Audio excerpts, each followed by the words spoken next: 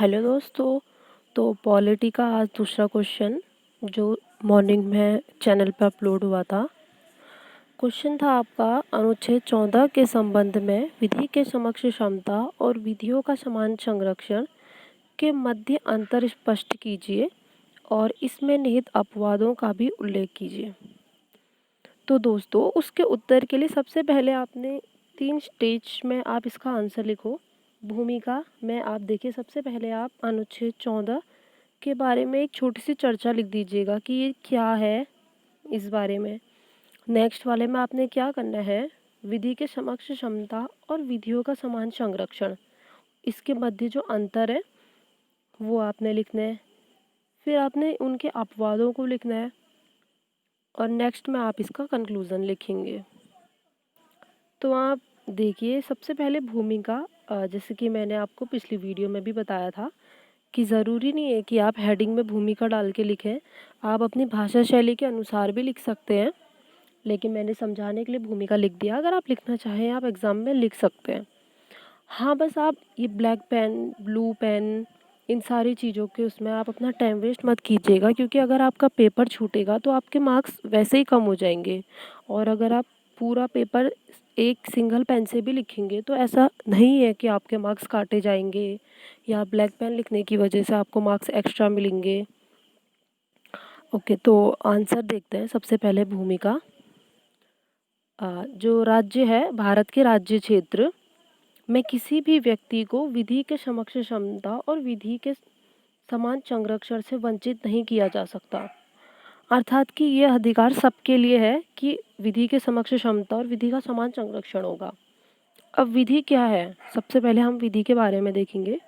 तो विधि का जो शासन होता है, विधि का शासन अर्थात निरंकुश शक्ति की अनुपस्थिति। निरंकुशता अर्थात जो अपनी खुद की तानाशाही चलती है शासन की, कि वो अपने अकॉर्डिंग कोई भी आपके कॉन्स्टिट्यूशन के अमेंडमेंट वगैरह है या फिर उनकी हर चीज़ उनके हिसाब से चलती है। जैसे कुछ कंट्री जैसे नॉर्थ कोरिया इसके उदाहरण है इस टाइप का। अब आप देखिए इनके मध्य जो अंतर है, अंतर को सबसे पहले हम देखेंगे। सबसे पहले आप विधि के समक्ष समता को देखेंगे। तो विधि के समक्ष जो समता है, इसकी अवधारणा जो है उसे ब्रिटिश परंपरा से लिया गया है। तो इसके अंदर क्या है, सबसे इसका अर्थ क्या है, सॉरी, इसके अर्थ ये है कि सरकार के समीप राजा हो या रंक हो, सभी को समान दर्जा प्रदान किया जाएगा। लेकिन अब आगे वाली लाइन में आप देखेंगे इसका क्या है कि इसकी प्रवृत्ति जो है वो नकारात्मक है। क्यों है नकारात्मक? क्योंकि देखिए संविधान में कुछ वो भी दिए गए हैं ना, हमें विशेषाधिकार दिए गए, तो इसकी प्रवृत्ति नकारात्मक है। अर्थात सबको समान बोल रहा है, तो जो जिनको विशेषाधिकार मिलने चाहिए उन्हें विशेषाधिकार नहीं मिलते हैं, इसीलिए इसे हम नकारात्मक कहते हैं। अगला देखिए, विधियों के समान संरक्षण है। अब विधियों के समान संरक्षण अमेरिकी संविधान से लिया गया। इन दोनों लाइनों को, अगर ये क्वेश्चन आपको कहीं पे भी मिलता है, आप इन दोनों लाइनों को ज़रूर लिखिएगा कि विधि के समक्ष क्षमता जो है वो आपका ब्रिटिश संविधान से, और विधियों के समान संरक्षण की जो अवधारणा है वो अमेरिकी संविधान से लिया गया है। अब देखिए, विधियों के समान संरक्षण में सबसे पहले क्या आता है, सबसे पहले तो राजा को यह सुनिश्चित करना होगा कि समान के साथ समान और असमान के साथ असमान व्यवहार किया जाए।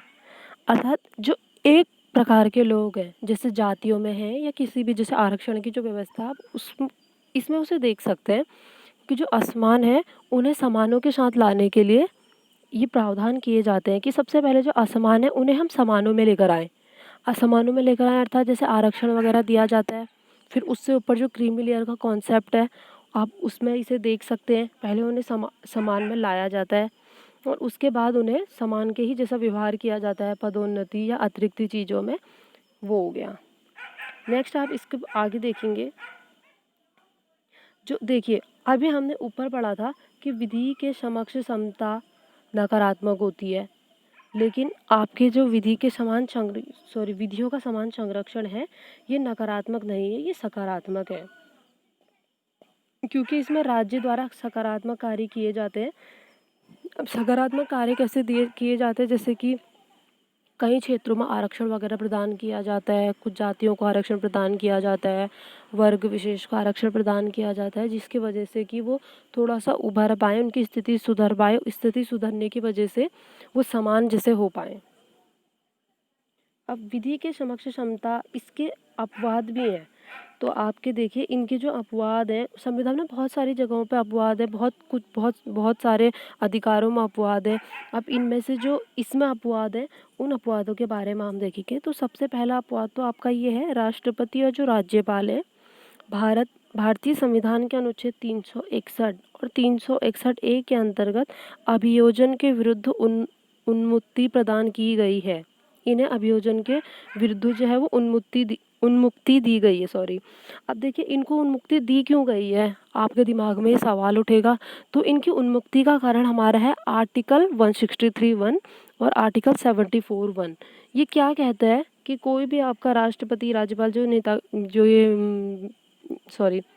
ये आपका इनकी खुद ये जो भी कार्य वगैरह करवाते हैं, ये खुद से नहीं करवाते हैं। इसके लिए सबसे पहले अंदर जैसे कैबिनेट सेक्रेटरी, कैबिनेट मिनिस्टर्स, इन सब की बैठक होती है। बैठक के बाद कोई भी चीज़ है, कोई भी लॉ या कुछ भी है, उसके बारे में डिसाइड किया जाता है।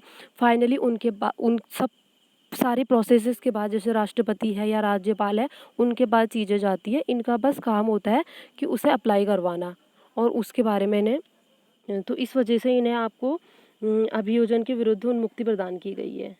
अब देखो, संसदों और विधायकों को विधायिका में विशेषाधिकार अनुच्छेद 105 और 194 प्रदान किए गए हैं। तो वो ये मैंने अभी आपको बताया था, जैसे कि जो सांसद वगैरह हैं, ये सारे अकेले इनके अपने निर्णय नहीं होते हैं, जिस वजह से कि इनको आपका कोई किसी भी कार्य के लिए इनको सजा दी जाए। अब आपका जो विदेशी राजनयिक हैं, उनको अभियोजन के विरुद्ध उन्मुक्ति प्रदान की गई है। विदेशी राजनयिकों को भी ये है। अब आप लास्ट में निष्कर्ष देखेंगे तो आप कोशिश कीजिए, जैसे आप अगर पॉलिटी का कोई भी आंसर लिखते हैं, तो आपकी पहली कोशिश होनी चाहिए कि उससे रिलेटेड आप कोई केस वगैरह आप पहले याद कर लीजिए कि इससे रिलेटेड कोई केस है जिसे आप उसमें कोट कर सकें। इससे क्या होता है कि आपके कुछ मार्क्स बढ़ जाते हैं और आपका आंसर थोड़ा अट्रैक्टिव लगता है। तो देखिए इसमें भी एक केस था, निष्कर्ष में मैंने उसे डाला है, पश्चिम बंगाल राज्य बनाम अनवर अली वाद 1951 में उच्चतम न्यायालय की व्याख्या। अब इसकी व्याख्या क्या थी? विधि के समक्ष क्षमता तथा विधियों का समान संरक्षण, दोनों वाक्यांशों का अर्थ एक ही है। सैद्धांतिक रूप से इसमें अंतर हो सकता है, किंतु व्यवहारिक स्तर पर दोनों में कोई भेदभाव नहीं है। अर्थात इनके कहने का अर्थात यही है कि जो पूरा आर्टिकल है वो पूरा सेम है, कहने को इनमें अंतर है, लेकिन अगर जो व्यवहारिक स्तर पर देखा जाए तो उनमें कोई भेदभाव नहीं है। यह राज्य की कार्यवाही के विरुद्ध भारतीय तथा विदेशी, यहाँ तक कि कंपनियों, सभी को ये अधिकार प्राप्त है। Thank you. और क्वेश्चन आंसर के लिए आप हमारा चैनल सब्सक्राइब कर सकते हैं टेलीग्राम का, और हमारे यूट्यूब चैनल को सब्सक्राइब करें, लाइक करें वीडियो को और शेयर करें। Thank you.